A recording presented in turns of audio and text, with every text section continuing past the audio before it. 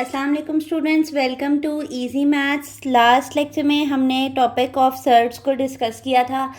मैंने आपको कहा था कि नेक्स्ट वीडियो के अंदर मैं आपको टाइप्स ऑफ सर्ड्स के बारे में बताऊंगी। तो आज जो हमारा टॉपिक है वो टाइप्स ऑफ सर्ड से रिलेटेड है और हम थोड़ा सा रैशनलाइजेशन ऑफ डिनोमिनेटर को डिस्कस करेंगे कि बेसिकली सर्ड्स को सॉल्व करने का जो हमें मेथड इंट्रोड्यूस किया गया है, जिसका नाम हमने रैशनलाइजेशन ऑफ डिनोमिनेटर रखा है, उसका क्या मकसद है और वो किस तरह सॉल्व होता है। तो चलते हैं सबसे पहले टाइप ऑफ सर्ड्स की तरफ। A surd that contains a single term is called monomial surd. हमारे पास जो पहली टाइप ऑफ सर्ड बताई गई है वो हमारे पास बताई गई है मोनोमियल बताई गई है। ठीक है, तो मोनोमियल आप देखें, मोनो मीन्स वन होता है, तो इस ये वर्ड में से ही पता चल रहा है कि आपके पास इसके अंदर कितनी टर्म्स मौजूद होंगी, वन टर्म मौजूद होगी। तो उसने कहा है कि ऐसा सर्ड जिसमें आपके पास सिर्फ वन टर्म एग्जिस्ट करती है वो आपके पास कौन सा होता है, मोनोमियल सर्ड होता है। ठीक है, ये हम पीछे भी डिस्कस कर चुके हैं सर्ड्स के टॉपिक में कि अंडर द रेडिकल साइन अगर हमारे पास एक not a perfect square value आती है जिसका आंसर हमारे पास इरेशनल आए तो वो हमारे पास क्या होते हैं, सर्ड्स होते हैं। और अगर सिंगल वैल्यू सर्ड की बात करें तो उसको हम मोनोमियल सर्ड कहेंगे। और मैंने आपको कहा था कि मैं आपको एग्जांपल्स को सॉल्व करके भी बताऊंगी कि कैसे इस किसी भी सर्ड का आंसर इरेशनल आता है। तो वो आपके पास देखें, यहाँ पर हमारे पास आया है नॉन टर्मिनेटिंग आंसर आया है और नॉन रिकरिंग आया है, यानी कि ये ना तो टर्मिनेट कर रहा है ना आंसर इसका फाइनाइट है बल्कि इनफाइनाइट है, और इनफाइनाइट भी कौन सा है, नॉन रिपीटेड है। तो ये एक इरेशनल आंसर है। नेक्स्ट की तरफ चलते हैं। हमारे पास जो सेकंड टाइप है उसमें उसने कहा है a surd that contains the sum of two monomial surds is called a binomial surd. उसने कहा है अगर आपने दो कोई से मोनोमियल सर्ड्स लिए हैं और आपने उनको ऐड करवा दिया है तो वो आपके पास क्या होगा, बायनोमियल सर्ड होगा। ठीक है, तो हम देख लेते हैं। ये square root 3 plus square root 5 एक बायनोमियल सर्ड है। नेक्स्ट एग्जांपल है हमारे पास square root 2 plus square root 7 आपके पास एक मोनोमियल सर्ड है। ठीक है, तो ये आपके पास टू टर्म्स वाले को हम बायनोमियल सर्ड बोलेंगे। ठीक है, नेक्स्ट हमारे पास है अगर हमारे पास square root of A plus square root of B and square root of A minus square root of B लिखा हो तो हम कहेंगे कि ये कॉन्जुगेट सर्ड्स हैं एक दूसरे के ऑफ ईच अदर। ठीक है, तो ये आपके पास इस बात का क्या मतलब है ये मैं आपको बताती चलूँ। आपके पास अगर दो सर्ड्स लिखे हों और वो एक दूसरे के कॉन्जुगेट्स हों, कैसे भला, यानी कि अगर मैं पहला आपके पास सर्ड लेती हूँ z इज इक्वल्स टू, मैं कह देती हूँ स्क्वायर रूट ए प्लस स्क्वायर रूट बी। ठीक है, अब अगर मैं इसका आपके पास कॉन्जुगेट ले लूँ तो कॉन्जुगेट हम बार से रिप्रेजेंट करते हैं।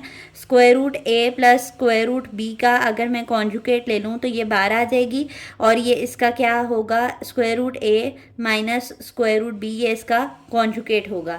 तो हम कहेंगे कि ये इसका कॉन्जुगेट है और ये इसका कॉन्जुगेट है।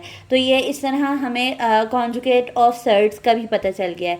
तो सबसे पहले हमने डिस्कस किया है मोनोमियल सर्ड को, फिर हमने डिस्कस किया है बायनोमियल सर्ड को, फिर हमने डिस्कस किया है conjugate surds of each other. अब यहाँ पर एक रिमेंबर का पॉइंट लिखा हुआ है, the product of two conjugate surds is a rational number. वो आपसे कह रहा है कि अगर आप कोई से दो कॉन्जुगेट सर्ड्स लेते हो, जिस तरह कि मैं आपको एग्जाम्पल से समझाती हूँ ये बात। यहाँ पे अगर मैं लूँ square root 2 plus square root 3 और इसका प्रोडक्ट ले लूँ इसी के कॉन्जुगेट से square root 2 minus square root 3, तो देखें ये आपके पास a plus B A minus B वाला फॉर्मूला बन रहा है स्क्वायर का। ठीक है, a plus B A minus B किसके बराबर होता है, A square minus B square के। a में क्या पड़ा हुआ है आपके पास स्क्वायर रूट 2 और फॉर्मूला के मुताबिक इसके ऊपर क्या आ जाएगा, स्क्वायर आ जाएगा। b में आपके पास क्या पड़ा हुआ है, स्क्वायर रूट 3, स्क्वायर रूट 3 के ऊपर फॉर्मूला के मुताबिक क्या आ जाएगा, स्क्वायर आ जाएगा। प्रीवियस लेक्चर्स में मैं आपको बता चुकी हूँ कि कैसे स्क्वायर रूट से स्क्वायर कैंसिल होता है क्योंकि इसकी पावर 1/2 होती है।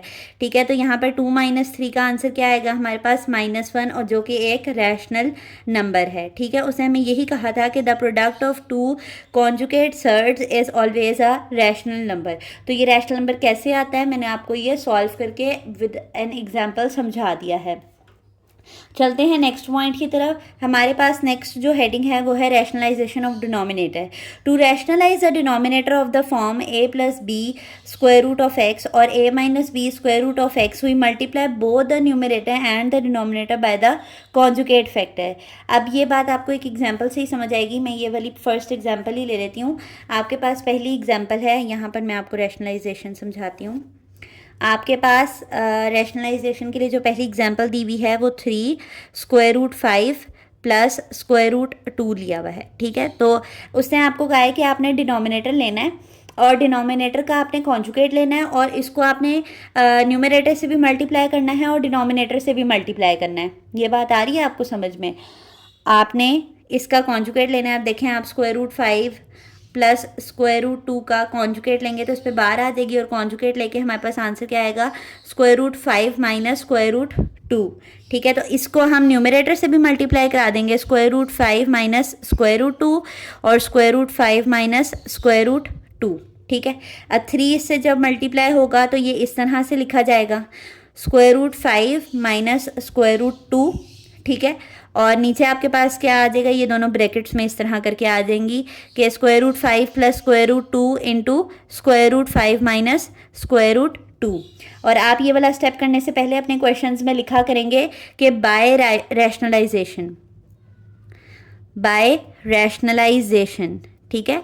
ये आपके पास सर्ड्स को सॉल्व करने का एक तरीका है, ठीक है। तो अब इसको हम मल्टीप्लाई अभी नहीं करते, ऊपर वाली वैल्यू को हम वैसे ही लेके चलते हैं, नीचे वाली को सॉल्व कर लेते हैं। नीचे में फॉर्मूला ओपन हो रहा है, अगेन ये प्लस बी है माइनस बी का फॉर्मूला है, तो ए स्क्वायर माइनस बी स्क्वायर खुलेगा, तो ये स्क्वायर रूट 5 का स्क्वायर माइनस स्क्वायर रूट 2 का स्क्वायर आ जाएगा, ठीक है। तो हम इसको कैंसिल आउट कर देते हैं, तो हमारे पास ये क्या बनेगा? 3 into square root 5 minus square root 2 और 5 माइनस 2 आ जाएगा ये। अच्छा, ये ब्रैकेट डालना बहुत इंपॉर्टेंट है, अगर आप ब्रैकेट नहीं डालेंगे तो इसका मीनिंग टोटली चेंज हो जाएगा कि ये सिर्फ 3 5 से मल्टीप्लाई हो रहा है।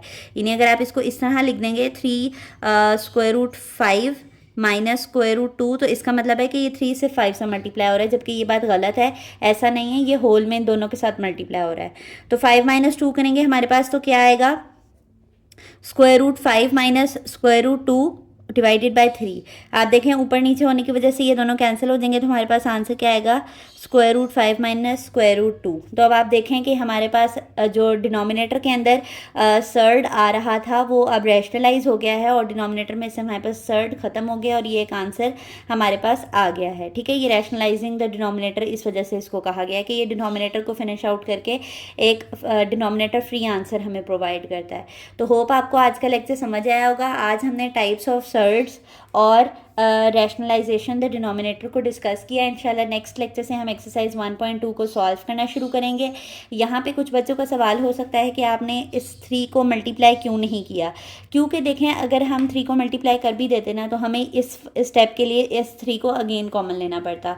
तो नॉर्मली जो रैशनलाइजेशन के क्वेश्चन होते हैं उसमें डिनोमिनेटर एक ऐसी वैल्यू ही आ जाती है जो कि आपके न्यूमरेटर की वैल्यू से कैंसिल आउट हो जाए। तो आपने इस चीज़ को नहीं सोचना है कि ये हमने मल्टीप्लाई क्यों नहीं किया, क्योंकि देखें आपको अगेन इसको कॉमन लेकर कैंसिल आउट कराना ही पड़ेगा सिंप्लीफिकेशन के लिए, ठीक है। तो होप आपको आज का लेक्चर समझ आया होगा। अगर आपको हमारी वीडियोस अच्छी लगती हैं और आसानी से हमारा समझाया हुआ मैथ्स आपको समझ आ जाता है तो हमारी वीडियोस को लाइक कर दिया करें और चैनल को सब्सक्राइब कर दें ताकि ऐसी आसान वीडियोस आप तक पहुंचती रहें। अल्लाह हाफिज़।